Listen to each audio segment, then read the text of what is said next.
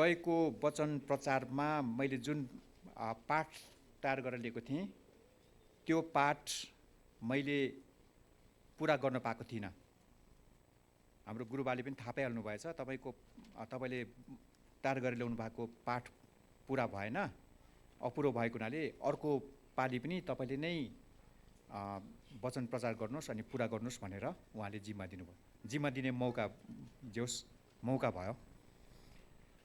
मैले तपाईहरुलाई त्यो दोस्रो पत्रुस 1 अध्यायको 3 देखि 11 पदसम्म, 3 पददेखि लिएर 11 पदसम्म ख्रीष्टले हामीलाई किन चुन्नुभयो भन्ने बारेमा मैले तपाईहरुलाई 5 वटा कुराहरू ख्रीष्टले हामीलाई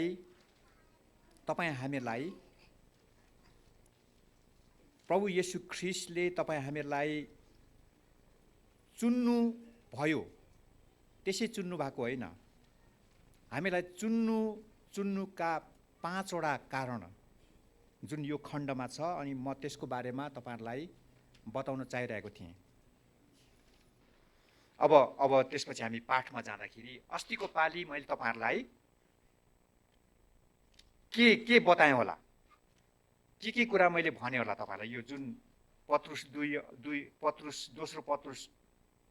दोस्रो पत्रुस 1 अध्यायको 3 देखि 11 पदसम्ममा मैले तपाईहरुलाई के कुरा बताएँ, कतिले मनमा राख्नु होला, कतिले राख्नु भएन होला।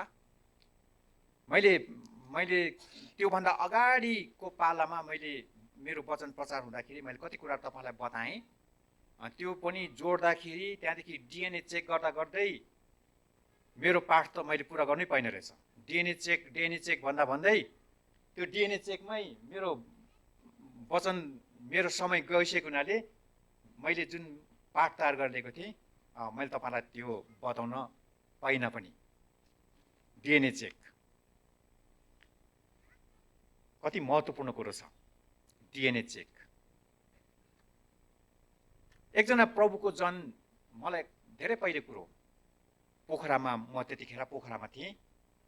एकजना प्रभुको जनले भन्नुभएको कुरा, उहाँले प्रार्थना गर्नुभयो अरे, प्रभु हाम्रो देशको निम्ति, हाम्रो मण्डलीको निम्ति आशिष के हो? हाम्रो देशको निम्ति, हाम्रो मण्डलीको निम्ति, हाम्रो समाजको निम्ति आशिष के हो? के चाहिँ हाम्रो निम्ति के कुरा हाम्रो देशको निम्ति, हाम्रो मण्डलीको निम्ति आशिष हो भनेर प्रार्थना गर्नुभयो अरे। प्रार्थना गर्दै गएपछि हाम्रो प्रभु त जीवित प्रभु हुनुहुन्छ। प्रार्थना सुन्ने मात्रै प्रभु होइन, प्रार्थनाको उत्तर दिने प्रभु पनि हुनुहुन्छ। त्यसपछि उहाँले प्रार्थना गरिसकेपछि त्यसपछि परमेश्वरले उहाँलाई जवाब दिनुभयो अरे। के जवाब दिनु अरे भन्दाखेरि, येशू ख्रीष्टमा उद्धार मुक्ति पाएका, नयाँ जन्म पाएका हरेक व्यक्ति त्यो देशको निम्ति, त्यो मण्डलीको निम्ति आशिष हो। कति राम्रो कुरो क्या, कति राम्रो कुरो। मलाई एकदमै त्यो कुरो एकदम राम्रो लाग्यो। यो देशको निम्ति आशिष को हो, के हो? त्यसपछि हाम्रो मण्डलीको निम्ति आशिष के हो, को? ती व्यक्तिहरू जसले येशू ख्रीष्टमा नयाँ जन्म पाएका छन्। त्यही कारण डिएनए चेक, प्रभुमा नयाँ जन्म पाएका हरेक व्यक्तिहरू मण्डलीको निम्ति आशिष हो। त्यो देशको निम्ति, त्यो समाजको निम्ति, त्यो मण्डलीको निम्ति। अघि हाम्रो डिकन गोपीलाल दाजुले उहाँले जुन प्रार्थनाको विषय बाँड्नुभयो, बाइबलको पद पनि पढेर सुनाउनु भयो। हामी देशको निम्ति प्रार्थना गर्छौँ। हामी देशमा आएको विपत्तिको लागि पनि हामी प्रार्थना गर्छौँ। हाम्रो परमेश्वरसँग प्रार्थना गर्छौँ। अस्ति अस्ट्रेलियामा ठुलो डढेलो लाग्यो। विश्वभरि भएका विश्वासी जनहरूले प्रार्थना गर्यो, अनि त्यो पछि गएर डढेलो जुन लागेको थियो त्यो निभ्यो। ठुला कामहरू मण्डलीले चढाएको प्रार्थनाको उत्तर स्वरूप परमेश्वरले त्यो देशमा, त्यो मण्डलीमा, त्यो समाजमा ठुला ठुला कामहरू गर्नुहुन्छ। किनभने प्रभुको जनहरूले गरेको प्रार्थना प्रभुले कहिले पनि खेर जान दिनुहुन्न। त्यसमा कि हाम्रो लागि तपाईँ सच्चै भन्ने हो भने संसारको सबैभन्दा शक्तिशाली जाति भनेको चाहिँ क्रिस्चियन जाति हो। किन थाहा छ? ऊ ख्रिस्टको मान्छे हो। ख्रिस्टको मान्छेले जब प्रार्थना गर्छ त्यो ठाउँमा ठुलो ठुलो महिमाको काम हुन थाल्दछ। यो देशलाई परिवर्तन गर्ने, समाजलाई परिवर्तन गर्ने, व्यक्तिलाई परिवर्तन कसले गर्छ? प्रभुको शक्तिले गर्छ। जकरिया 4:6 भन्छ नै, न त बलले न त शक्तिले तर मेरो आत्माले। अनि त्यो प्रकारको जीवन हामीले जिएको, जब हामी जिउँदै जान्छौँ, त्यो प्रकारको जीवन हामी जिउँदै जान्छौँ। हिजो अस्तिको हप्ता मैले तपाईँलाई भने, जति हामी प्रभुको नजिकमा जान्छौँ त्यति हाम्रो प्रभु हाम्रो जीवनमा रियल बन्दै जानुहुन्छ, जीवन्त बन्दै जानुहुन्छ। त्यो अनुभव गर्नुभएको छ कि छैन? हामी जति हामी प्रभुको नजिकमा जान्छौँ, जति धेरै हामी प्रार्थना गर्दै जान्छौँ, प्रभुसँग समय बिताउँदै जान्छौँ, त्यति हाम्रो प्रभु हाम्रो जीवनमा वास्तविक जीवन्त बन्दै जानुहुन्छ। त्यति धेरै उहाँको काम हामीले हाम्रो जीवनमा देख्न, अनुभव गर्न थाल्छौँ। त्यो हामीले अनुभव गरेको कुरो हो। त्यो उहाँले गर्नु पनि हुन्छ, गरि पनि राख्नु भएको छ। अनि जति उहाँ हाम्रो जीवनमा वास्तविक रियल बन्दै जानुहुन्छ, हाम्रो वरिपरिका कुराहरू, चित्त नबुझेका कुराहरू, एकदमै बङ्गो टिङ्गा कुराहरू, एकदमै नमिलेका कुराहरू, सबै कुराहरू अदृश्य भएर जान्छ। अदृश्य परमेश्वर दृश्य बन्नुभयो। दृश्य कुराहरू, अदृश्य परमेश्वर हाम्रो जीवनमा दृश्य बनेपछि हाम्रो अगाडि देखा परेको दृश्य चाहिँ अदृश्य भएर जान्छ। यो कुरो प्रभुका हरेक जनले थाहा गरोस्, यो प्रभुको इच्छा हो। हरेक व्यक्तिले तपाईँको जीवनमा, तपाईँको पारिवारिक जीवनमा, तपाईँको व्यक्तिगत जीवनमा, तपाईँको सेवकाईमा, तपाईँको मण्डलीमा, तपाईँको घर परिवारमा, हरेक कुरामा येशू ख्रीष्ट जीवन्त भई देखा पर्न चाहनुहुन्छ। त्यो लालसा, त्यो इच्छा हामीमा, त्यो प्रकारको लालसा, त्यो प्रकारको इच्छा हामीले भित्र हृदयको इच्छा हामीले राख्नुपर्छ। सच्चै नै हामीले हृदयको इच्छा, त्यो प्रकारको हृदयको इच्छा राखेर हामीले प्रार्थना गर्छौँ भने उहाँले त्यो काम गर्नु नै हुन्छ। हृदयको इच्छा राखेर एकजना प्रभुको जनले प्रार्थना गर्यो अरे। प्रभुको जनले के प्रार्थना गर्यो भन्दाखेरि, प्रभु मलाई प्रार्थना गर्ने मन दिनुहोस्, प्रार्थना गर्ने इच्छा दिनुहोस्, मलाई एकदमै प्रार्थना गर्ने त्यो प्रकारको अगुवाई मलाई दिनुहोस्, त्यो इच्छा दिनुहोस् भनेर प्रार्थना गर्यो अरे। अनि त्यहाँदेखि प्रभुले त्यो प्रार्थना सुन्नुभयो, अचम्म। अनि त्यो प्रार्थना गरिसकेपछि अनि त्यहाँदेखि त उसको जीवनमा यस्तो प्रकारको नाटकीय रूपमा यस्तो प्रकारको समस्या आयो अरे, यस्तो प्रकारको आपद विपद आइपर्यो अरे, चारैतिर आपद विपद आयो अरे। आएपछि अनि त्यहाँदेखि त अनि उसले प्रार्थना गरे, प्रभु मैले त यस्तो कुरो त मेरो जीवनमा कहिले पनि आएको थिएन, किन यस्तो कुरो आयो? समस्या मात्रै, झन् जटिल कुराहरू पो आयो त। अनि त्यहाँदेखि प्रभुले के भन्नुभएको छ भन्दाखेरि, तिमीले प्रार्थना गर्ने इच्छा मागेको होइन, ल अब प्रार्थना गर। नत्र भने त्यसै कार्यक्रम गरेर प्रार्थना गर्छु भने कहाँ हुन्छ? प्रार्थना कार्यक्रम होइन। अब ल घुँडा टेक्नु कर लाग्यो। अब घुँडा टेक्नु कर लाग्यो। अनि प्रार्थना गर्दै गर्दै गर्दै गएपछि त्यो मान्छे प्रार्थना गर्ने मान्छे भयो। त्यसै कार्यक्रम बनाएर म अब यति घन्टा प्रार्थना गर्छु, अब यति घन्टा उपवास बस्छु, त्यो एउटा कार्यक्रम जस्तो हुन्छ। हामी कार्यक्रम गर्ने क्रिस्चियनहरू होइन, प्रार्थनाको कार्यक्रम गर्ने क्रिस्चियन होइन, तर प्रार्थनाको जीवन जिएको क्रिस्चियन प्रभुले भएको चाहनुहुन्छ। प्रार्थनाको कार्यक्रम गर्ने एउटा विधि जस्तो हामीले प्रार्थना बनायौँ भने त्यस्तो प्रार्थना काम छैन। तर यस्तो प्रार्थना जसले गर्दाखेरि हामीलाई प्रभुको अगाडि घुँडा टेक्न बाध्य बनाउँछ, उपाय छैन अरू।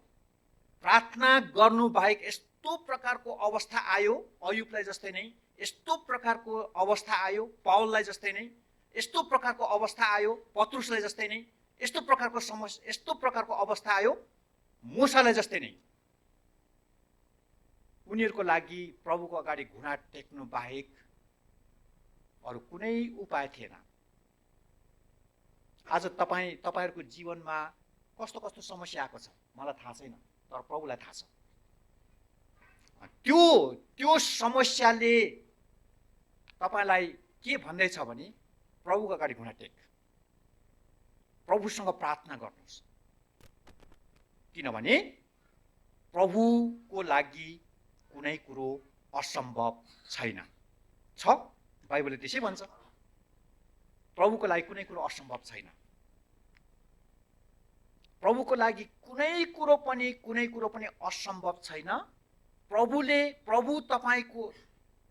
तपाई प्रभुको छोराछोरी भएको कारणदेखि प्रभुले तपाईलाई हार्न दिनुहुन्न। यो उहाँको प्रतिज्ञा हो।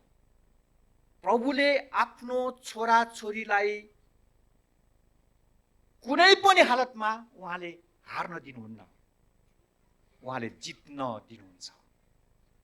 किनभने उहाँ यहोवा निसी परमप्रभु परमेश्वर हुनुहुन्छ। दुःख हुन्छ, साह्रै दुःख हुन्छ, पीडा हुन्छ, उपाय नै छैन। प्रभुको अगाडि घुँडा टेक्नु बाहेक अर्को उपाय छैन। एउटा कुरो, जसले परमप्रभु परमेश्वरको अगाडि घुँडा टेक्छ तिनीहरूले कुनै पनि परिस्थितिको अगाडि घुँडा टेक्नु पर्दैन। किन हाम्रो प्रभु त परिस्थिति भन्दा पनि माथिको प्रभु हुनुहुन्छ।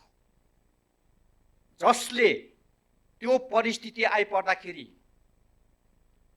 दुःख कष्ट संकष्ट आपद विपद रोग बिमार त्यस्तो कुराहरू आउँदाखेरि जसले प्रभुको अगाडि घुँडा टेक्छ तिनीहरूले कुनै पनि परिस्थितिको अगाडि घुँडा टेक्नु पर्दैन। किन भन्दाखेरि परिस्थितिहरू माथिको प्रभुको अगाडि हामीले घुँडा टेकिसकेपछि ती परिस्थितिको अगाडि हामीले घुँडा टेक्नु पर्दैन। तर जसले परमप्रभुको अगाडि घुँडा टेक्दैन त्यसले हरेक परिस्थितिको अगाडि उसले घुँडा टेक्नै पर्छ। किनभने परिस्थिति हामीभन्दा धेरै शक्तिशाली हुन्छ।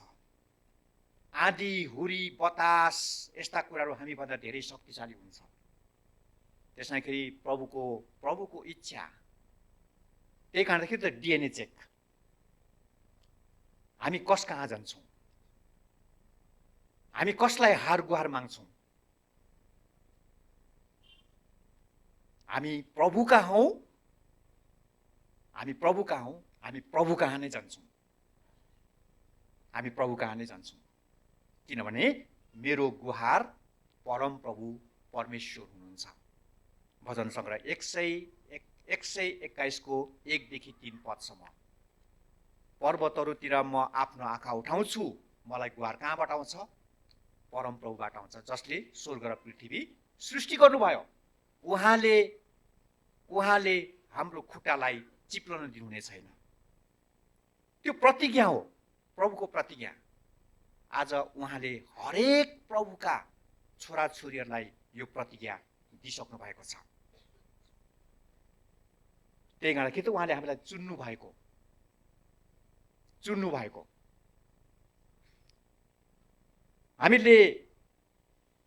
हामीले हेर्दाखेरि प्रभुको वचन जो हाम्रो अगाडि छ, प्रभुको वचन जसले हाम्रो जीवनमा, प्रभुको वचनले हाम्रो जीवनमा काम गर्छ। हाम्रो क्रिस्चियन जीवनको निम्ति प्रभुको वचन कति महत्त्वपूर्ण कुरो छ। प्रभु येशू ख्रीष्टले पनि के भन्नुभयो? जसले मलाई विश्वास गर्छ त्यसले मेरो वचन पालन गर्छ। जसले ममाथि विश्वास गर्छ त्यसले मैले भनेको वचन पनि पालन गर्छ। अनि त्यो चाहिँ कसरी भन्दाखेरि उसले येशू ख्रीष्टमा विश्वास गरेको कारणखेरि। त्यही गर्दाखेरि जब हामी परमेश्वरको वचन सुन्छौँ, प्रभुको वचन हामी सुन्छौँ, जब हामी परमेश्वरको वचन पढ्छौँ, जब परमेश्वरको वचनबाट हामी सिक्छौँ, ती सबै वचनहरू हामी विश्वासद्वारा हामी आमेन भनेर त्यसलाई हामी ग्रहण गर्छौँ। त्यो वचनले हाम्रो जीवनमा काम गर्छ। त्यसैगरी हामी उहाँका चुनिएका छोराछोरीहरू, प्रभुका चुनिएका हरेक छोराछोरीहरूमाथि प्रभुको विशेष योजना, उहाँको इच्छा उहाँले हामीमा राखिदिनु भएको छ।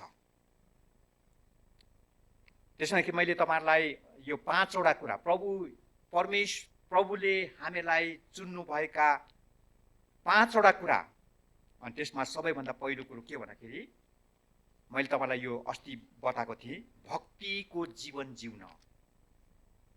भक्तिको जीवन जिउन, एउटा भक्तिको जीवन। प्राचीन मण्डलीको इतिहास हामीले पढ्यौं भने, प्राचीन मण्डलीको इतिहास त्यहाँ हामीले हेर्यौं भने त्यो चाहिँ इतिहासको कुरो हो।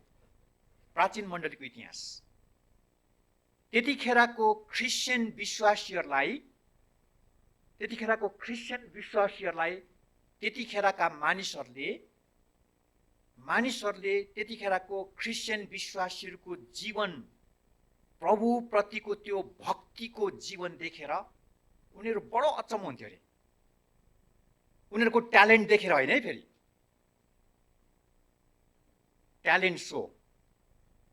ट्यालेन्ट देखेर होइन। प्रभुले हामीलाई त्यो ट्यालेन्ट हेरेर छान्नु भएको होइन।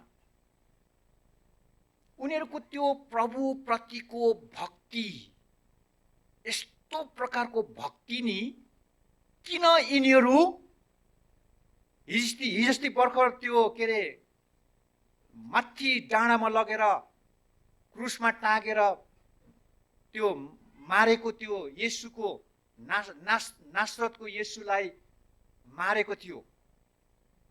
किन आज यिनीहरूले चाहिँ त्यो येशूलाई यिनीहरूले कति साह्रो मानेको, कस्तो प्रकारको उनीहरूको प्रभु प्रतिको कस्तो यिनीहरूको भक्ति,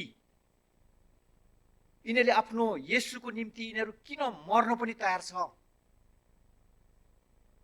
किन उनीहरू छक्क पर्थ्यो त्यो उनीहरूको भक्तिपूर्ण जीवन देखेर। यस्तो प्रकारको एउटा प्रभु प्रतिको एउटा भक्ति, प्रभु प्रतिको त्यो एउटा समर्पण, प्रभु प्रतिको त्यो उनीहरूको त्यो हृदयको त्यो चाहना देखेर त्यतिखेरको अनक्रिस्चियन मानिसहरू पनि छक्कै पर्थ्यो अरे। त्यो इतिहासको कुरो है। अब अहिले कस्तो छ थाहा छैन, तर त्यो चाहिँ इतिहासको कुरो। त्यस्तो खालको इतिहास भएर आएको छ हाम्रो। त्यसैगरी हामी विश्वासीहरूले पनि क्रिस्चियन इतिहास हामीले जान्नु आवश्यक छ। क्रिस्चियन इतिहास, पहिलेका क्रिस्चियनहरू कस्तो खालको जीवन जिएका थिए, त्यो पछिका क्रिस्चियनहरूले कस्तो खालको जीवन जिएका थिए, त्यो पछिका क्रिस्चियनहरूले कस्तो प्रकारको जीवन जिएका थिए, र अहिलेको क्रिस्चियनहरूले कस्तो खालको जीवन जिएका थिए भनेर हामीले इतिहासबाट हामीले थाहा पाउन सक्छौँ। एउटा भक्तिपूर्ण जीवन, वचन प्रचार गर्दाखेरि, हामीले वचन सुन्दाखेरि पनि त्यो एउटा भक्तिमा, एउटा प्रभु प्रतिको भक्ति, प्रभुप्रतिको भक्ति भनेको के हो भन्दाखेरि जसको हामी भक्ति गर्छौँ त्यसको स्वभाव, चरित्र, गुणलाई हामीले धारण गर्नु। भक्ति भनेको चाहिँ जसको हामी भक्ति गर्छौँ त्यसको चरित्र, त्यसको स्वभाव, त्यसको गुणलाई ममा धारण गर्नु। ममा धारण गरेर जब म प्रस्तुत हुन्छु मान्छेले त्यो भक्ति ममा देख्छ। प्रभु भक्ति, त्यो भक्तिको जीवन उसले आफ्नो जीवनलाई नै त्यो चरित्र, त्यो स्वभाव, त्यो गुणमा उसले के गर्यो? आफ्नो जीवनशैली बनायो। अनि त्यो प्रकारको भक्ति पूर्ण जीवन जिउन सकोस्, जियोस् भनेर प्रभुले हामीलाई चुन्नु भएको रहेछ। ट्यालेन्ट सो गर्नको लागि होइन। एकजना प्रभुको जनले, यो जेरी ब्रिज भन्ने एकजना व्यक्तिले प्र्याक्टिस अफ गडलिनेस भन्ने एउटा पुस्तक लेखेको रहेछ। मैले पढेँ, साह्रै मन पर्यो यो पुस्तक, एकदमै मन पर्यो यो पुस्तक। मैले पढेँ।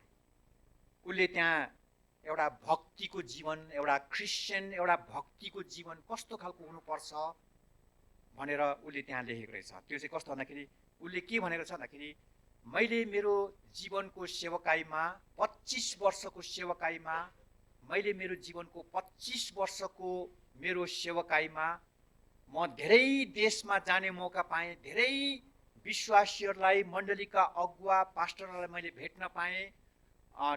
ठुल्ठुला प्रभुका सेवक हुँ भन्नेहरूलाई पनि मैले भेट्न पाएँ 25 वर्षको मेरो सेवकाईको दौरानमा। तर अचम्म धेरै प्रभुका जन हो भन्नेहरूको जीवनमा मैले हेरेँ। उनीहरूको जीवनमा मैले ट्यालेन्ट देखेँ। एकदमै राम्रो प्रकारको बोल्ने खुबी भएको, प्रचार गर्ने खुबी भएको, एकदम राम्रो खालको ट्यालेन्ट भएको, सिप भएको, योग्यता भएको मैले देखेँ। तर धेरैभन्दा पनि धेरै कम्तीमा मैले भक्तिको जीवन चाहिँ मैले देखिनँ भनेर भनेको रहेछ। ट्यालेन्ट, धेरै ट्यालेन्ट भएको मान्छे, एकदमै सिप भएको, एकदमै राम्रो प्रकारको मान्छेलाई खुसी पार्न सक्ने, खुबी गर्न सक्ने त्यस्तो खुबी भएको मान्छेहरू मैले धेरैलाई देखेँ, प्रशस्त देखेँ। राम्रो प्रभुको वचनको ज्ञान भएको मान्छेहरू पनि देखेँ। तर प्रभुको भक्तिको जीवन देख्ने, त्यो प्रभुको भक्तिको जीवन जिउने मान्छेहरू चाहिँ मैले मेरो जीवनमा एकदमै कम्ती मैले भेटेँ भनेर भनेको रहेछ। हामीले बाइबलमा हेर्यौँ भने हन्ना यरुशलेम मन्दिरमा 24 घण्टा उपवास बसेर जीवन बिताउने 86 वर्षको हन्ना एउटा भक्ति, सिमियोनको एउटा प्रभुप्रतिको भक्ति। अनि त्यो भक्ति उहाँका चुनिएका हरेक जनमा त्यो प्रकारको भक्ति आएको होस् भन्ने प्रभुको इच्छा छ। त्यसैले त प्रभुले हामीलाई चुन्नुभयो। त्यहाँदेखि उनीहरूले हाम्रो जीवनशैली, हाम्रो चालचलन, बोली वचन, हिँडाइ डुलाइ देख्नु बित्तिकै यो मान्छे प्रभुभक्त मान्छे, यो मान्छे चाहिँ क्रिस्चियन हो, यो मान्छे हामी जस्तो होइन, यिनीहरू फरक छ, यिनीहरू हामी जस्तो छैन भनेर उनीहरूले टक्कै उनीहरूले के गर्छ? चिन्छ।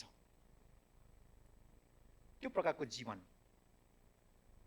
हामीले जिउने लालसा राखेर, त्यो प्रकारको लालसा, प्रभु म त्यो प्रकारको एउटा भक्तिको जीवन म जिउन चाहन्छु भनेर हामीले सच्चै नै त्यो लालसा राखेर हामीले जिउँ, लालसा राखेर हामीले प्रार्थना गऱ्यौँ भने हामीलाई त्यो प्रकारको जीवन जिउनको लागि उहाँले हामीलाई अनुग्रह दिनुहुन्छ।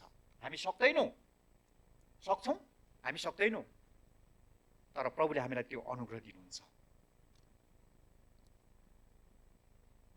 प्रभुले हामीलाई त्यो अनुग्रह दिनुहुन्छ। प्रभुले हामीलाई त्यो भक्तिपूर्ण जीवन जियोस् भनेर प्रभुले हामीलाई चुन्नु भएको हो। तपाईँ हामीले याद गर्नुपर्ने कुरो। दोस्रो कुरो पनि मैले तपाईँलाई अस्ति बताइसकेको छु। 2 नम्बरमा हामीले त्यहाँ 2 नम्बर प्रभुले हामीलाई चुन्नु भएको दोस्रो कारण भनेको चाहिँ पद 4 मा छ। उहाँका अनमोल र महान प्रतिज्ञा तपाईँ हामीलाई दिनको लागि उहाँले हामीलाई चुन्नु भएको। यो बाइबलमा भएको जति पनि प्रतिज्ञा छ त्यो प्रतिज्ञा कसको लागि? तिनीहरूको लागि जसलाई प्रभुले आफ्नो महिमाको लागि चुन्नु भएको छ। नाम काटेर नै तपाईहरु यहाँ हरेकलाई प्रभुले नाम काडिकन तपाईलाई बोलाउनु भएको, यो ठाउँमा चुन्नु भएको छ।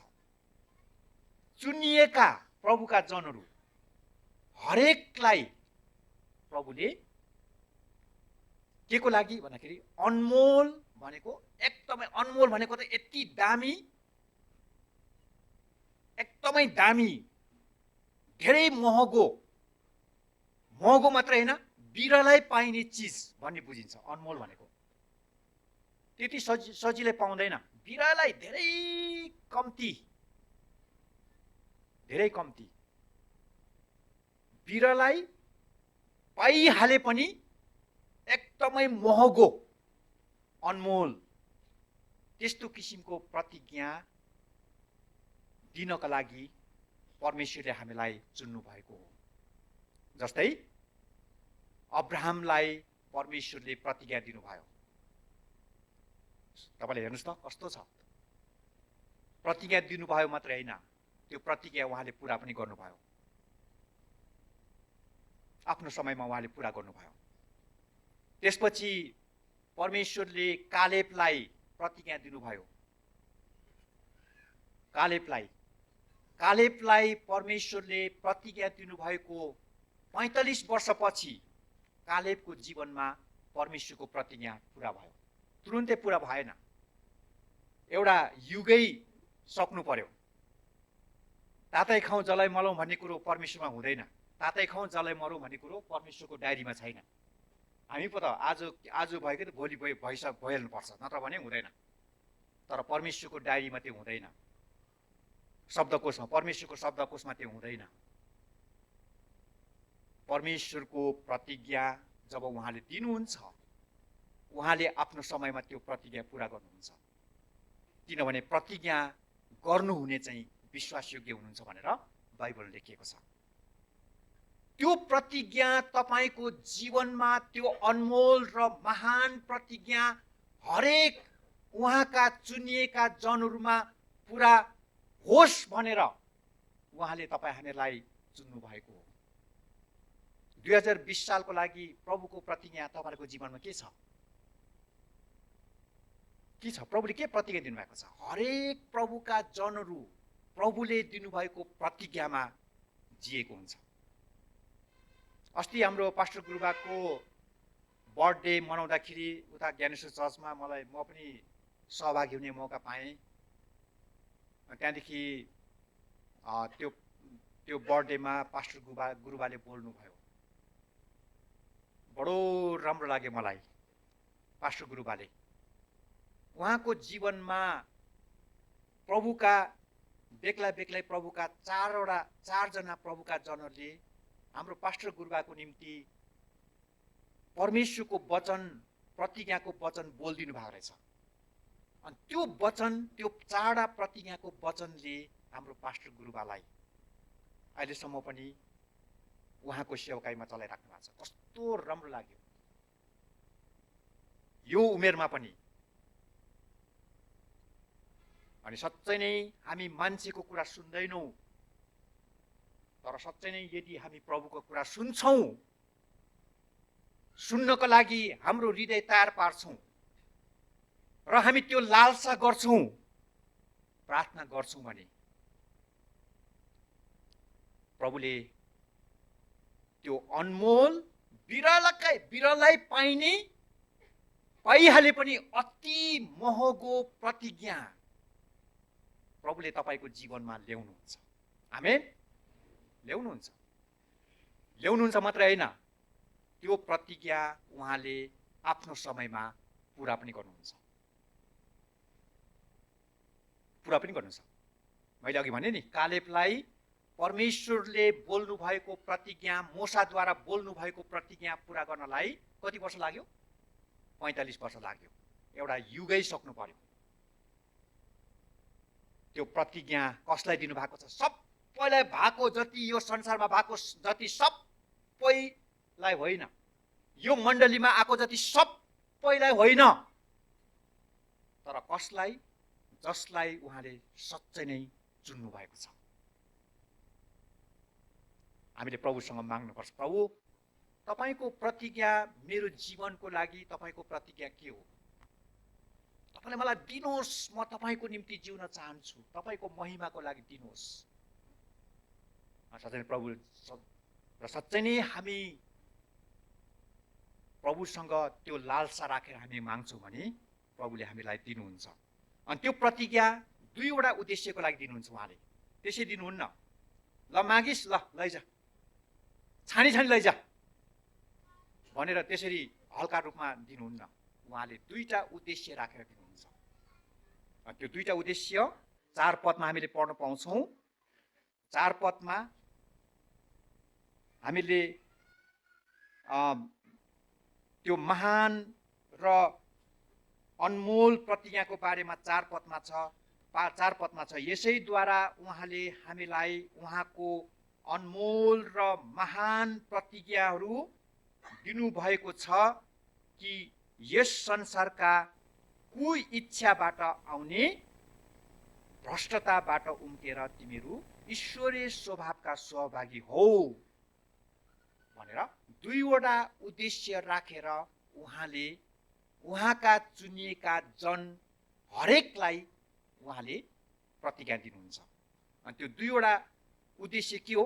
दुईवटा उद्देश्य भनेको नम्बर 1 मा संसारका कुइच्छाबाट आउने भ्रष्टताको फन्दामा पर्नबाट बचाउनको लागि।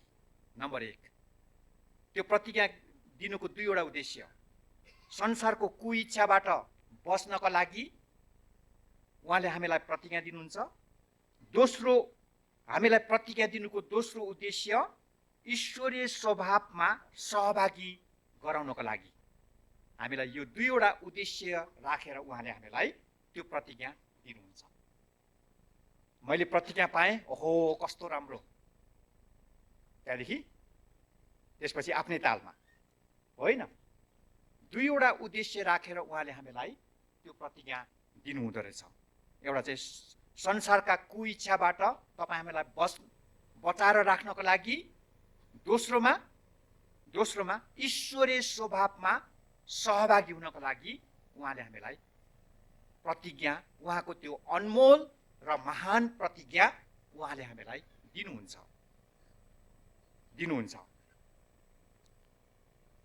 संसारको कुइच्छा भनेको तीनवटा कुराहरू। संसारको कुइच्छा, राम्रो इच्छा होइन। कुइच्छा भनेको राम्रो इच्छा होइन भनेको, खराब इच्छा, नराम्रो, एकदमै खतम पार्ने, मान्छेलाई एकदम खतम पार्ने, तहस नहस पार्ने, डामाडोल पार्ने कुइच्छा। तीन किसिमको कुइच्छा। नम्बर 1 शैतानको डर त्रासबाट आउँछ। दोस्रोमा शरीरको अभिलाषाबाट आउँछ। तेस्रोमा संसारको आकर्षणबाट आउँछ। यो 3 किसिमको कुइच्छाबाट बच्नको लागि परमेश्वरले तपाईँ हामीलाई त्यो महान र अनमोल प्रतिज्ञा उहाँले हामीलाई दिइसक्नु भएको छ। हामीले पायौँ कि पाउनु बाँकी छ कि पाइसक्नु भएको छ? कतिको पाउनु बाँकी होला, कतिजनाको पाइसक्नु भयो होला, कतिजनाको पुरा भइसक्यो होला, कतिजनाको पुरा हुनु बाँकी होला। तर उहाँले हामी हरेकलाई, प्रभुमा चुनिएका हरेकलाई उहाँले हामीलाई त्यो प्रतिज्ञा, अनमोल प्रतिज्ञा उहाँले हामीलाई दिनुहुन्छ। ईश्वरीय स्वभावमा सहभागी गराउनु भन्ने कुरो हामीले 4 देखि 6 पदमा हामीले पढ्यौँ भने त्यहाँ पाउँछौँ। ईश्वरीय स्वभाव जम्मा 8वटा स्वभाव छ त्यहाँनिर। ईश्वरीय स्वभाव जुन हामीले जब धारण गर्छौँ त्यो स्वभाव हामीमा आउँछ। विश्वास साथ त्यो स्वभाव जब हामी धारण गर्छौँ त्यो स्वभाव 8वटा छ। हेर्नुहोस् त तपाईँले 4 देखि 6 पदसम्म।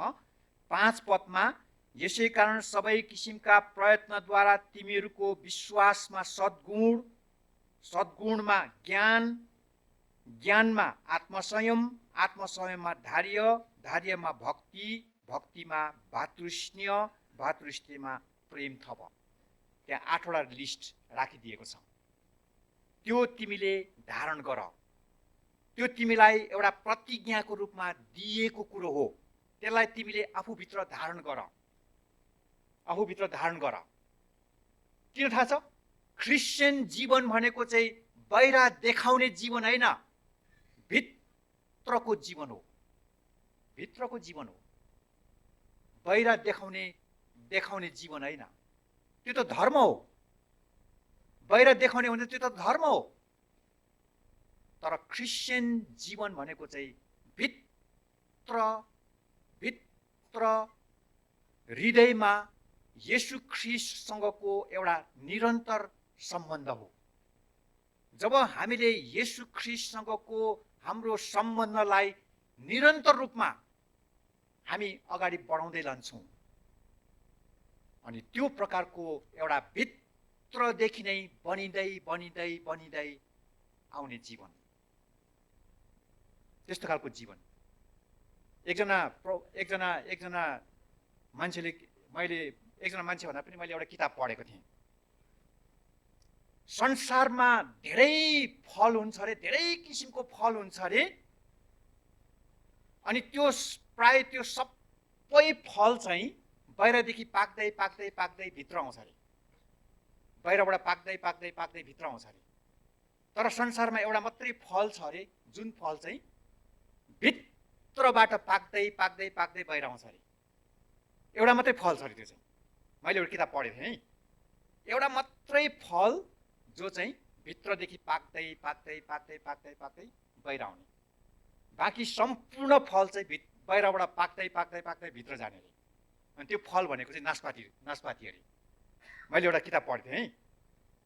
अनि हामी क्रिस्चियन भनेको चाहिँ नासपाती क्रिस्चियन, भित्रैदेखि नै प्रभुमा बनिँदै जाने। हामी बनिँदै गइरहेको छौँ।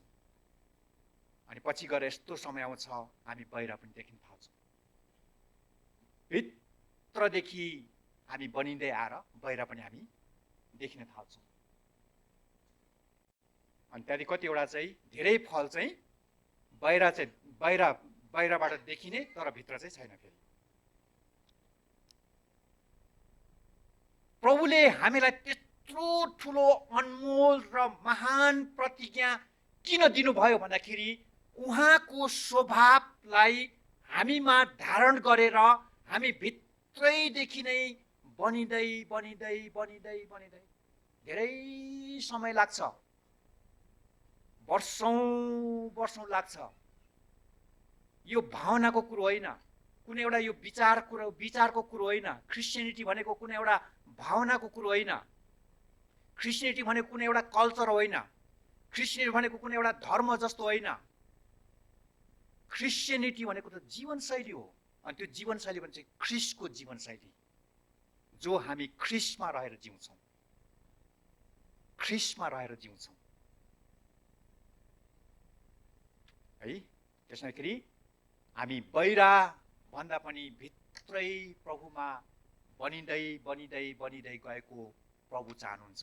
मेरा चुनिएका हरेक मेरा छोराछोरीहरू, तिमीहरू बाहिर देखावटी होइन, तिमीहरू भित्रैदेखि नै तिमीहरू बनिँदै जानुपर्छ। अनि त्यसैगरी थाहा छ, तपाईँहरूलाई थाहा होला, क्रिस्चियनहरूको आराधना जहिले पनि हृदयबाट सुरु हुन्छ, घरबाट सुरु हुँदैन। कतिजना मान्छे घरबाट सुरु हुन्छ, मण्डलीमा सुरु हुन्छ नि, होइन।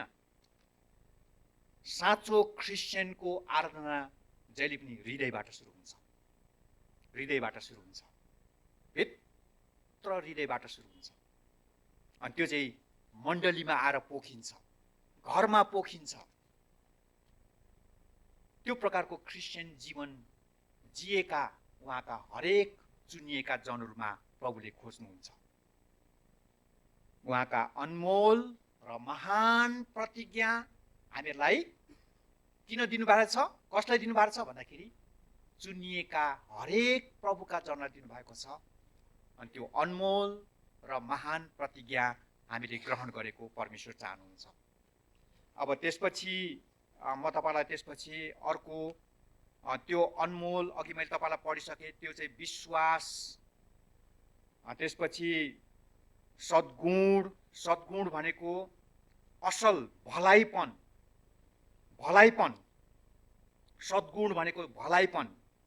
अङ्ग्रेजीमा यस्तो मलाई एकदम मन पर्यो अङ्ग्रेजी। म त्यति अङ्ग्रेजी नचलाउने मान्छे हो, तर पनि मलाई त्यो के अरे त्यो जुन व्यक्ति अघि मैले नाम भनेको थिएँ नि, त्यो व्यक्तिले जेरी ब्रिज भन्नेले प्र्याक्टिस अफ गडलीनेसमा उहाँले लेख्नु भएको त्यो एउटा काइन्डनेस र गुडनेसको त्यो अङ्ग्रेजी शब्द मलाई भन्नु मन पर्यो। Kindness and goodness involve in active desire to recognise and meet the needs of others. यसो हेऱ्यो, बिचारा भन्यो, आँसु पनि झार्यो, आँसु पनि झार्ने, फेरि धुरु धुरु पनि रुने, त्यहाँदेखि गयो, सक्यो। साह्रै दुःख पारेछ, म त धुरु धुरु रोएँ। तर खास भलाइ र असल हृदयमा हुँदैन। उसले देखेपछि उसको समस्या, उसको खाँचो टार्नको लागि उसले भयभरको जे जति छ त्यो सबै कुरो ऊ दिन पनि तयार, अनि उसको लागि जे गर्नु पनि तयार। खास भलाइ र असल भनेको चाहिँ त्यो हो, एक्टिभ डिजायर। उसले मुखले कति मिठो कुरा गर्छ, तर भरे गर्ने बेलामा छैन। खास भलाइ र असल काम भनेको चाहिँ त्यस्तो हो जो देखेर उसको समस्या र उसको आपद विपदमा ऊ खडा हुन्छ र भरमग्दुर उसको आपद विपदमा उसलाई सहायता गर्छ। अनि त्यसपछि हामीले हेर्दाखेरि ज्ञान 3 नम्बरमा, चौथो नम्बरमा चाहिँ आत्मसंयम, 5औं नम्बरमा धैर्य, 6औं नम्बरमा भक्ति। भक्तिको बारेमा अघि मैले तपाईँलाई भनिसकेँ। भातृस्नेह पछि प्रेम। सुरुमा विश्वासबाट सुरु हुन्छ। विश्वास कहाँ हुन्छ? विश्वास हृदयमा हुन्छ। कतिजनाको विश्वास दिमागमा मात्रै हुन्छ, तर हृदयमा हुँदैन। तर खास विश्वास, साँचो विश्वास, निष्कपट विश्वास जहिले पनि मान्छेको हृदयमा हुन्छ। विश्वासबाट सुरु हुन्छ र त्यो चाहिँ 8औं ईश्वरीय स्वभावको 8औं प्रेममा टुङ्गिन्छ। विश्वासमा सुरु भएर प्रेममा टुङ्गिन्छ भन्ने कुरा हामीले यो वचनबाट हामी पाउन सक्छौँ। अब त्यसपछि चौथो नम्बरमा म तपाईलाई चौथो नम्बरमा प्रभुले तपाईँ हामीलाई चुन्नुको त्यस चौथो कारण हामीलाई 8 पदमा हामीले पढ्न पाउँछौँ।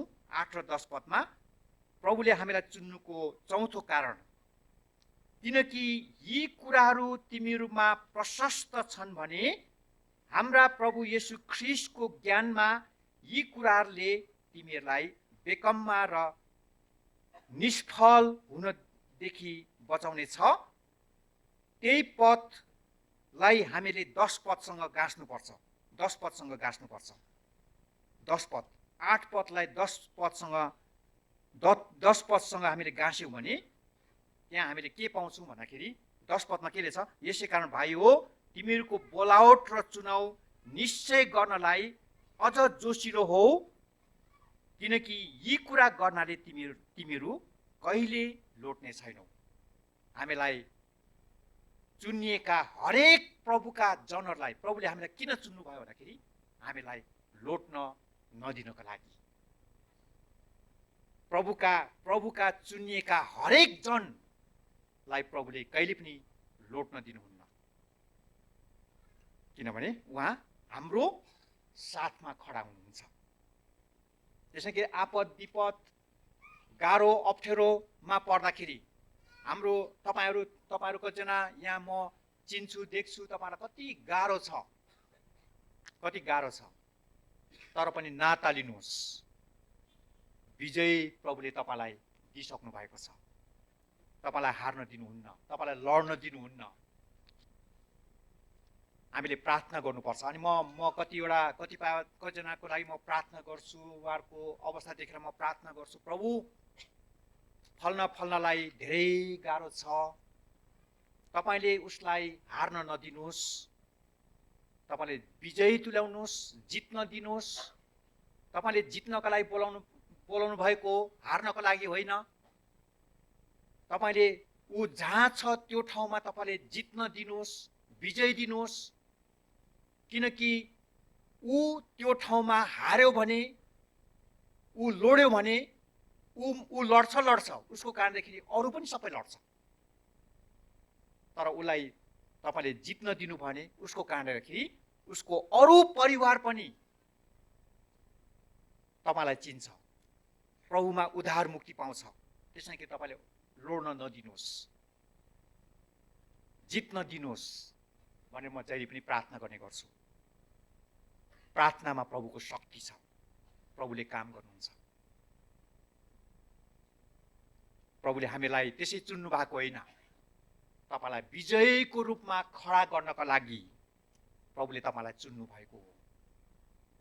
अनि त्यो खडा भइराख्नका लागि उहाँले तपाईँलाई अनुग्रह पनि दिनुहुन्छ। कलसी 2:4 बहकाउने वचनले कसैले तिमीहरूलाई नछलोस्। कलसी 2:8 ध्यान देऊ कि कसैले धर्मशास्त्र र खोक्रो छलद्वारा तिमीहरूलाई शिकार नबनाओस्, जो ख्रीष्टका अनुसार होइनन् तर मानिसको परम्परा विश्वासको आधारभूत सिद्धान्तहरूमाथि अडिएका छन्।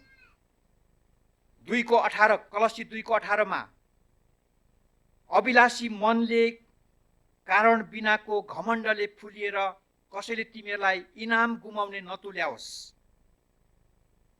त्यसैखेरि प्रभुले हामीलाई किन चुन्नु भएको छ भन्दाखेरि हामीलाई लड्न नदिनको लागि, हामीलाई बेकममा निष्फल नहोस् भनेर एउटा अर्थमय जीवन, एउटा विजयको जीवन दिनको लागि उहाँले हामीलाई चुन्नु भएको छ। 4 नम्बरमा अझै झन जोसिलो हुँदै जानको लागि उहाँले हामीलाई चुन्नु भएको छ। अझै उहाँले हामीलाई जोसिलो हुँदै जान उहाँले हामीलाई बोलाउनु भएको छ। एफिसी 4:15 बरु प्रेमसित सत्य बोल्दै हरेक कुरामा हामी उहाँसम्मै अर्थात् ख्रीष्टसम्मै बढ्दै जाउँ, जो शिर हुनुहुन्छ। के हामी थाकेका छौँ?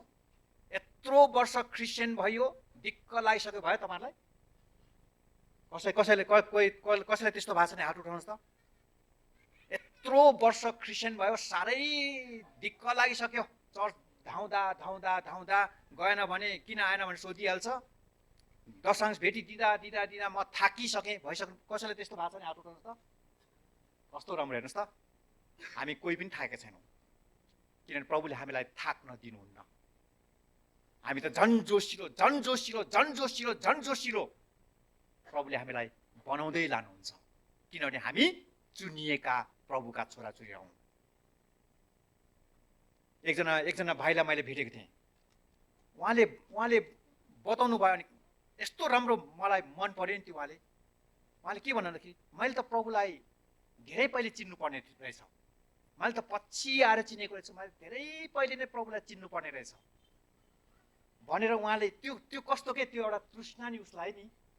मैले त प्रभुलाई त धेरै पहिले चिन्नु पर्ने रहेछ, मैले धेरै पछि चिनेको रहेछ, धेरै पछि चिनेछु मैले त प्रभुलाई पहिले चिन्नु पर्ने थियो। त्यो उसको असन्तुष्टि के प्रभुलाई पाएपछि। कस्तो राम्रो प्रभुको मान्छेले प्रभुको भाषा बोल्छ। सुन्दै जानुपर्छ कि मान्छेले कि त जिनमा बोल्छ कि त विश्वासमा बोल्छ। प्रभुको मान्छेहरूले प्रभुको भाषा बोल्छ। अनि मलाई एकदमै मन पर्यो। मलाई त अझै जोसिलो मन लाग्छ, अझै प्रभुको काममा अझै खट्न मन लाग्छ, अझै म त प्रभुमा अझै जोसिलो मन लागेको छ। किनभने त्यसैको निम्ति प्रभुले हामीलाई चुन्नु भएको हो। अनि 5औं नम्बरमा म सकिहाल्छु। 5औं नम्बरमा अनन्त राज्यभित्र प्रवेश पाउनको लागि उहाँले हामीलाई चुन्नु भएको हो। अन्त्यमा गएर हाम्रो अन्तिम गन्तव्य भनेको चाहिँ स्वर्ग हो। त्यसको निम्ति अस्ति मैले भूतात्माको बारेमा, भूत प्रेतको बारेमा मैले एउटा क्लास लिएँ। अनि त्यो क्लासमा एउटा भूत प्रेतको एउटा स्वभाव चाहिँ के हुँदो रहेछ भन्दाखेरि, भूत प्रेतको एउटा स्वभाव चाहिँ के रहेछ भन्दाखेरि, भूत प्रेतलाई सुधार्न सकिँदैन अरे। मनाए पनि, त्यसलाई जति थर्काए पनि भूत प्रेतले आफ्नो स्वभाव कहिले पनि सुधार्दैन अरे। किन भन्दाखेरि उसले आफ्नो गन्तव्य थाहा पाइसकेको छ। अन्त्यमा जतिसुकै राम्रो भए पनि, जति राम्रो गरे पनि अन्त्यमा गएर म नरकुण्डमै जल्ने हो, मर्ने हो, अब म सुध्रेर के काम भनेर थाहा पाएर त्यहाँदेखि थेतर भएर ऊ कहिले पनि सुध्रिँदैन अरे। जतिसुकै पूजापाठ गर्नुहोस्, त्यो भूत प्रेत कहिले पनि सुध्रिँदैन अरे। किनभने उसले आफ्नो गन्तव्य थाहा पाइसकेको छ। तर हाम्रो गन्तव्य त्यो होइन, हाम्रो गन्तव्य त स्वर्ग हो। त्यो आशामा हामी सुध्रिँदै जान्छौँ, हामी बनिँदै जान्छौँ। हामी जे जस्तो अवस्थामा छौँ अहिले, तर हाम्रो गन्तव्य स्वर्ग हो। म निश्चयतामा त्यो जिउँछु। अनि मलाई एकदमै त्यसले मलाई के गर्छ, साहस दिन्छ। हाम्रो गन्तव्य निश्चित छ। अनि त्यो चाहिँ के भन्दाखेरि अनन्त राज्यभित्र प्रवेश पाउनको लागि। अनि त्यहाँ हामीले 11 पदमा, किनभने यसरी हाम्रा प्रभु र मुक्तिदाता येशू ख्रीष्टको अनन्त राज्यभित्र तिमीहरूलाई भव्य स्वागत साथ प्रवेश मिल्नेछ। कस्तो स्वागत, भव्य स्वागत। पुरा तुरही बजाएर तपाईँ हामीलाई, उहाँलाई चुनिएका, उहाँले चुन्नु भएका हरेक जनहरूलाई उहाँले भव्य स्वागत उहाँले अनन्त राज्यमा गर्नुहुन्छ। तीन किसिमको स्वर्ग, एक प्रकारले भने चाहिँ तीन किसिमको स्वर्ग हेर्नुहोस् है त। पहिलो स्वर्ग वर्तमान स्वर्ग, जो ख्रीष्ट येशू सँगसँगै, जो ख्रीष्टको निम्ति ख्रीष्ट सँगसँगै जिउँछ, त्यही ठाउँ नै उसको निम्ति स्वर्ग हो। एफएसी 1:3 पद अनुसार स्वर्गीय स्थानमा हरेक आत्मिक आशिषले आशीर्वादी भएका छौ। जो ख्रीष्टमा रहेर ख्रीष्ट सँगसँगै ख्रीष्टको निम्ति जो जिउँछ, त्यो वर्तमान नै उसको निम्ति स्वर्ग हो। हामी कुन स्वर्गीय स्थानमा बसालिएका छौँ कि कहाँ बसालिएका छौँ? ऊ ख्रीष्टमा छैन, त्यहाँदेखि प्रभु आशिष दिनुहोस्, पहिले स्वर्गीय स्थानमा आऊ न तिमी। अनि त्यो स्वर्गीय स्थान भनेको ख्रीष्टमा ख्रीष्टको निम्ति ख्रीष्टसँगै तपाईँ जिउ त, त्यही नै वर्तमान स्वर्ग हो तिम्रो लागि। अनि त्यहाँदेखि दोस्रो स्वर्ग भविष्य, यो पछिको भविष्य। अनि त्यो पनि ख्रीष्टमा रहेर ख्रीष्ट सँगसँगै ख्रीष्टको निम्ति जिउनु भने भविष्यमा पनि तपाईँ त्यो स्वर्गीय स्थानमा तपाईँ रहनुहुन्छ, भविष्यको स्वर्ग। अनि त्यसपछि अन्तिम स्वर्ग, जब हाम्रो शरीर सिद्धिन्छ, अनि त्यसपछि अनन्तको स्वर्गमा हामी प्रवेश गर्छौँ। स्वर्ग भनेको कुनै एउटा ठाउँ होइन, स्वर्ग भनेको एउटा अवस्था हो जहाँ येशू ख्रीष्टको जिउँदो उपस्थिति रहन्छ, जिउँदो उपस्थितिमा हामी जिउँछौँ, त्यहाँनिर हामीले स्वर्गको अनुभव गरिरहेका हुन्छौँ। खालि भविष्यमा अहिले जेसुकै दुःख होस्, जेसुकै होस्, जेसुकै पेलिए पनि, जेसुकै भए पनि पछि गएर म स्वर्गमा चाहिँ जान्छु भन्ने होइन। त्यो चरण यहाँदेखि नै सुरु हुन्छ। लिबरल थियोलोजीले चाहिँ स्वर्गलाई उनीहरूले विश्वास गर्दैन। लिबरल चर्चले स्वर्गलाई विश्वास गर्दैन। लिबरल थियोलोजीले के भन्छ भने यो संसार नै स्वर्ग हो भन्छ। उनीहरूको त्यहाँदेखि भविष्यको स्वर्ग पनि छैन, अनन्तको स्वर्ग पनि छैन। त्यसमाखेरि हाम्रो अन्तिम गन्तव्य निश्चित छ, त्यो भनेको चाहिँ अनन्तको स्वर्ग हो। त्यसैको निम्ति हामी जिउँछौँ। हामी के को निम्ति जिउँछौँ? ख्रिस्टको निम्ति, ख्रिस्टमा रहेर ख्रिस्टको निम्ति, ख्रिस्टसँगै जिउनेहरूको लागि, हाम्रो लागि अनन्तको स्वर्ग प्रभुले दिइसक्नु भएको छ। त्यही कारणखेरि पहिलो कोरिन्थी 15:19 यदि यस एउटा क्रिस्चियनहरूलाई भनेको छ, हेर्नुहोस् है, यदि यस जीवनको लागि मात्र ख्रिस्टमा हामीले आशा राखेका हौँ भने हामी सबै मानिसहरूभन्दा बढी दयनीय हुन्छौँ। हामी दयनीय अवस्थामा हुन्छौँ। आउनुहोस् हामी प्रार्थना गरौँ। के हामी सच्चै नै प्रभुका चुनिएका जनहरू हौँ? हामी प्रार्थना गरौँ। यदि हौँ भने प्रभुले हामीलाई विशेष उद्देश्यको निम्ति चुन्नु भएको छ। आउनुहोस् प्रार्थना गरौँ अनि त्यसपछि हामी बिदा भएर जानेछौँ।